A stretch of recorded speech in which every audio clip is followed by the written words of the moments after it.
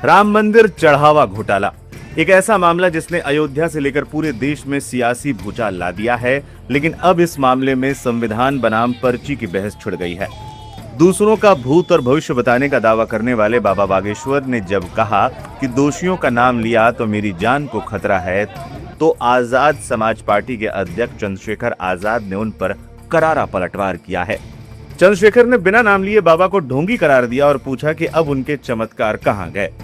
इस पूरी जुबानी जंग की शुरुआत तब हुई जब राम मंदिर चढ़ावा चोरी मामले में पंडित धीरेन्द्र शास्त्री ने एक कार्यक्रम में सनसनीखेज दावा किया। उन्होंने कहा, अभी सिर्फ छोटी मछलियां पकड़ी गई है। मैं राम मंदिर चोरी के दोषियों को अच्छी तरह जानता हूं, लेकिन अगर मैंने पर्ची खोलकर उन बड़े नामों का खुलासा किया तो वो मुझे निपटा देंगे। बाबा के इसी बयान पर सियासत गर्मा गई।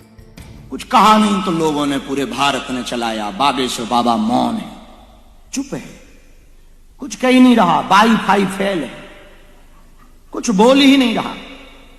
अब क्या बोले, जिन्होंने भगवान को नहीं छोड़ा वो हमको क्या खाक छोड़ा। खतरे वाले बयान पर नगीना से सांसद चंद्रशेखर आजाद ने सोशल मीडिया प्लेटफॉर्म एक्स पर तीखा हमला बोला। उन्होंने बिना नाम लिए लिखा, दूसरों के जीवन के गहरे राज उजागर करने का दावा करने वाले ढोंगी बाबा आज राम के नाम पर इतने बड़े घोटाले के दोषियों का नाम बताने से क्यों डर रहे हैं?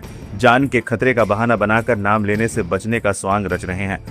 जब ईश्वर की पर्ची के नाम पर इतना बड़ा धार्मिक व्यापार खड़ा कर दिया, तो आज ईश्वर के घर पर हुई इस कथित लूट पर बाबा के चमत्कारिक दावे कहां गायब हो गए? सच तो यह है कि चमत्कार के नाम पर सदियों से जनता को मूर्ख बनाया जाता रहा है। अब लोगों को समझ जाना चाहिए कि न्याय धर्म ग्रंथों या पर्चियों से नहीं, बल्कि देश के संविधान, कानून और पुलिस के जांच से ही मिलेगा। क्या है पूरा घोटाला और अब तक क्या हुई कार्रवाई? आपको बता दें, राम मंदिर चढ़ावा चोरी का यह मामला जून के पहले सप्ताह में सामने आया। जब दबाव बढ़ा तो राज्य सरकार ने एसआईटी जांच की सिफारिश की। एसआईटी की रिपोर्ट के बाद ट्रस्ट के 8 नामजद और अन्य के खिलाफ एफआईआर दर्ज कराई गई। पुलिस ने इस मामले में रमाशंकर यादव उर्फ टिन्नू, मनीष यादव, अनुकल्प मिश्रा, लवकुश मिश्रा समेत 8 लोगों को गिरफ्तार किया है। पुलिस अब इन आरोपियों पर सबसे बड़ी चोट करने की तैयारी में है। अब तक मिले साक्ष्यों के आधार पर पुलिस इन आरोपियों पर गैंगस्टर एक्ट लगाने की तैयारी कर रही है। सूत्रों के मुताबिक इसके लिए विधिक राय ली जा रही है। पुलिस अपना काम कर रही है, लेकिन राम मंदिर जैसे पवित्र स्थल पर हुई इस चोरी ने कई सवाल खड़े कर दिए हैं। क्या बाबा बागेश्वर वाकई बड़े नामों को जानते हैं? और चंद्रशेखर आजाद के इस वार पर अब आपकी क्या राय है? महादंड पाएंगे।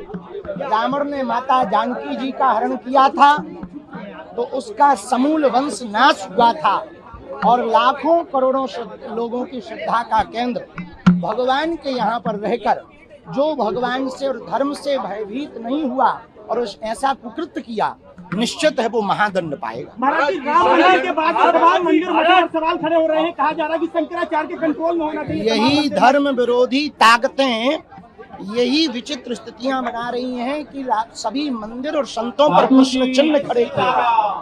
हम एक बात जरूर कहेंगे कि राम मंदिर की इस घटना के बाद सनातनीय वैष्णव परंपरा, संत परंपरा जो भगवान के प्रति पूर्ण समर्पित हैं, ऐसे लोगों को ही भगवान के मंदिर की सेवा का कार्य मिलना चाहिए। संघ और बीएसपी पर तमाम आरोप लग रहे हैं। संघ और बीएसपी पर तमाम आरोप लग रहे हैं। चंपत राय पर आरोप लग रहे हैं। चंपत राय पर मामला दर्ज नहीं हुआ, इसको लेकर क्या कहेंगे आप? हम तो इस पे हमें पता नहीं, पर एसआईटी गठित है, देश में जांच एजेंसियां हैं, वो जांच करें और कर रही हैं। अभी चल ही रही है ऐसा, जैसा हमको आप लोगों के ही द्वारा पता है।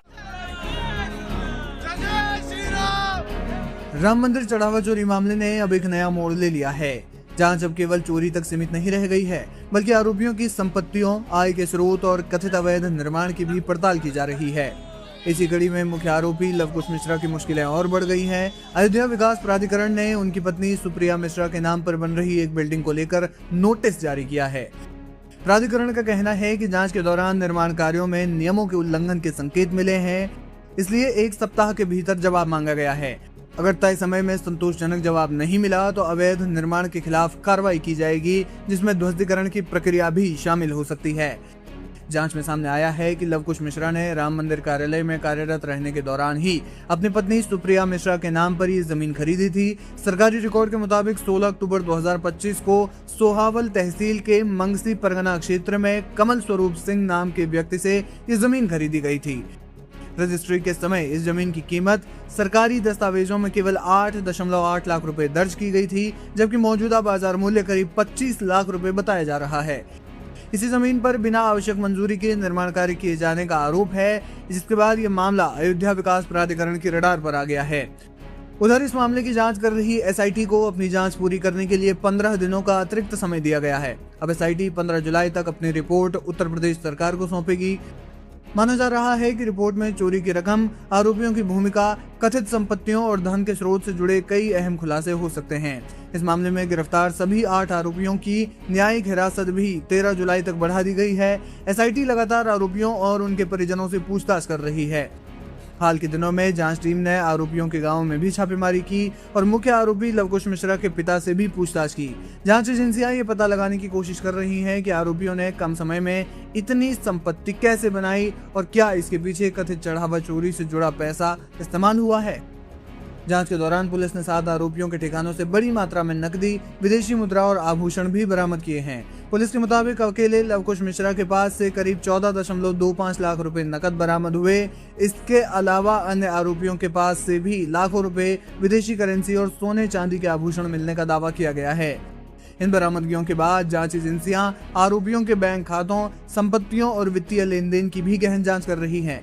फिलहाल राम मंदिर चढ़ावा चोरी का मामला लगातार नई मोड़ ले रहा है। अब जांच केवल चोरी तक सीमित नहीं, बल्कि आरोपियों की संपत्ति, आय के स्रोत, जमीन की खरीद, अवैध निर्माण और वित्तीय लेन देन की भी जांच की जा रही है। ऐसे में 15 जुलाई को एसआईटी की रिपोर्ट का इंतजार किया जा रहा है, क्योंकि माना जा रहा है कि इसी रिपोर्ट के आधार पर आगे की कार्रवाई और संभावित नए खुलासों की दिशा तय होगी।